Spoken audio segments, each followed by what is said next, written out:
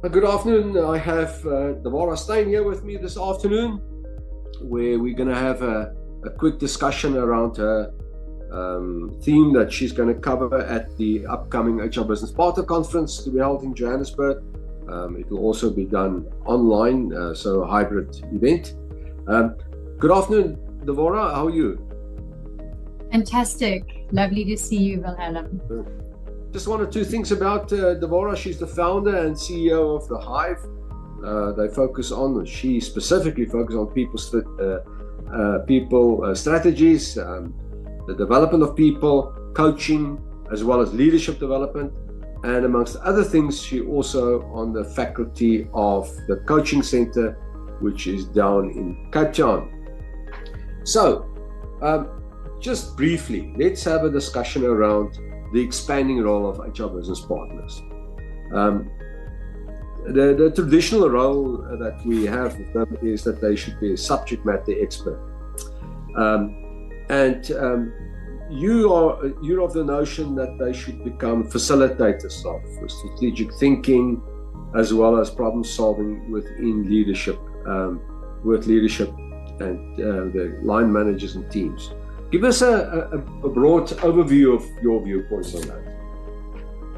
Absolutely. So, Wilhelm, I think just to take a few steps back, HRBPs have been trained expertly to solve problems.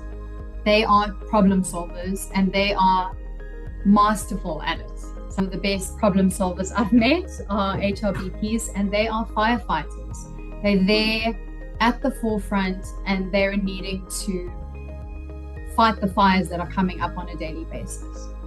And so this firefighting role, which often involves deep HR subject matter expertise, requiring them to show up, give advice, give expert advice, and provide input ongoingly, has served them and leadership and organizations very well.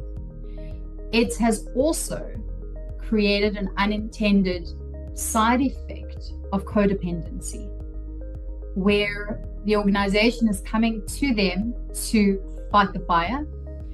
And what I'm suggesting and seeing as a powerful expansion to their role is to show up as a coach and a facilitator.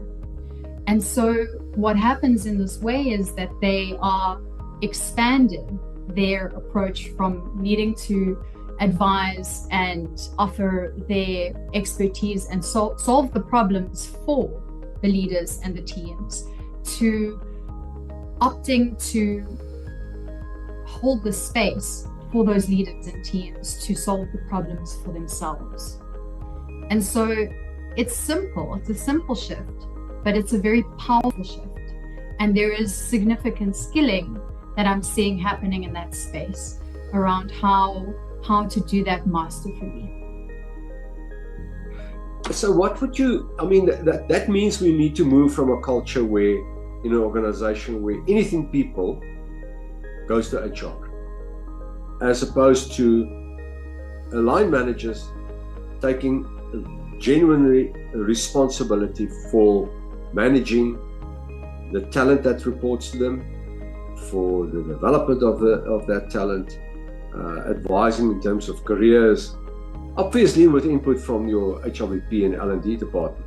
But my point is this: it is a culture shift where leaders are empowered to manage their own people in their department. Absolutely. They are at the coalface. AI, technology, the world is shifting so rapidly and radically in front of our eyes, including what they're needing to upskill themselves on at pace on a daily basis. I'm talking about business leaders, employees. And so for them to be significantly empowered to show up meaningfully and impactfully within their domains, HRBPs are then holding a different role. They are there to enable. They are there to support those leaders to step more fully into owning their space, into solving problems, into activating thinking, not only their own thinking, but even more importantly, collective and collaborative thinking from the team. And in that way, finding even better solutions. And maybe not always better solutions, but certainly solutions that the team will take much more ownership of.